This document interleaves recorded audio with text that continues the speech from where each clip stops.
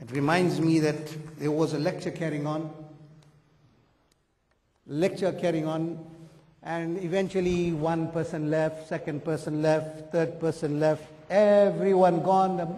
The Imam Sahib is lecturing to the chairs.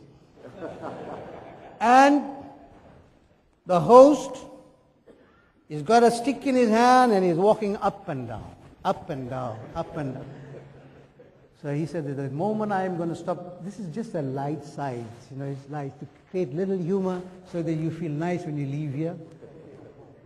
The Imam Sahib is thinking, Baba, when I'm going to finish this lecture, this man, that stick in my head, Allah have mercy on me. He said, okay, وآخر دعوانا أن الحمد لله رب العالمين. The man turned around the stick. He said, no, you carry on. You carry on. He said, but why are you walking up and down? Why is nobody here? He said, no, I'm looking for the person who brought you here.